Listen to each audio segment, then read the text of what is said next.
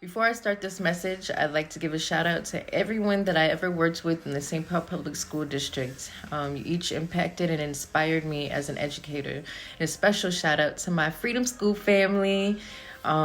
This message has nothing to do with my current workplace, but everything to do with my overall experience working for the St. Paul Public School District.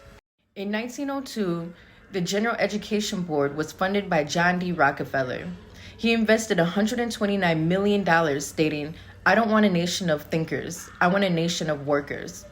I believe that same mentality is being ran today within the public school system. I want change for future generations, to see and experience a school system that encourages them to be thinkers and not just workers. I joined the SPPS Enrollment Committee voluntarily with intentions of making this vision of change come into existence. I spent my time and gas going to these meetings to speak for people who come from where I come from, a St. Paul native, a mother, an educator, and a woman of color, to give our perspective on what we feel needs to change to keep enrollment within the district steady and strong. I shared my personal experience on why I left the district in 2019. I did not feel safe, heard, or valued as an employee. Whenever I spoke my truths, I was disciplined and reminded that I am not a licensed staff and my perspective did not matter. I specialize working with behavior. Behavior is the main factor that impacts a school's environment and determines how it will function. Most of behavior support are people of color. The demand in their workload is excessive and takes a lot of skill set to be successful in that position.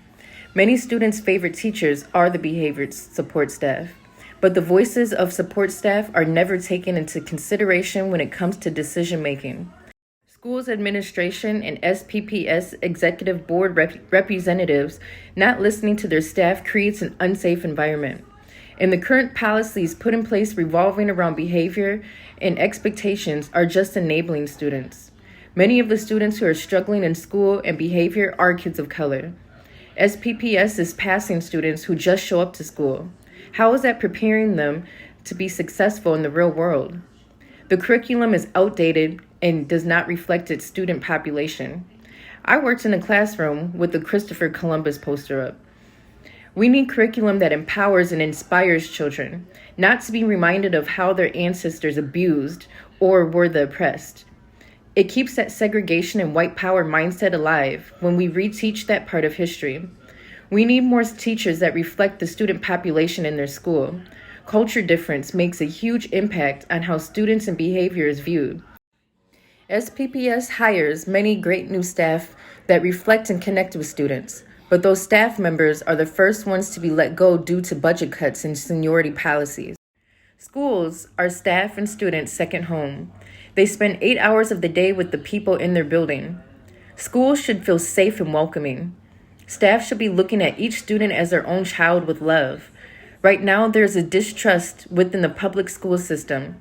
We need to focus on building a stronger community by listening to staff and what families want.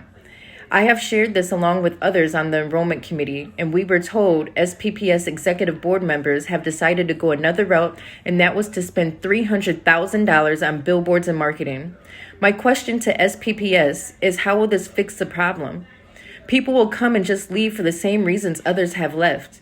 I'm sharing this as I am an advocate for real change, and I believe change is coming. I'm looking to hold SPPS superintendent and executive board members accountable to take actions for the people that are showing up, just like myself and others, who want change, and the people that live, work, and send their kids to this very same district that are voicing their concerns. I need your help and support. You can do so by sharing this video. Show up to your kids' school meetings. Write the superintendent and SPPS executive board members. Voice your concerns. Tell them what you want to change. There's power in numbers. It's time to create a school system of thinkers. Change is coming. Stay fearless and be true to what you believe in. Love is power, and let's support one another. Ms. Mercedes, aka your kid's favorite teacher.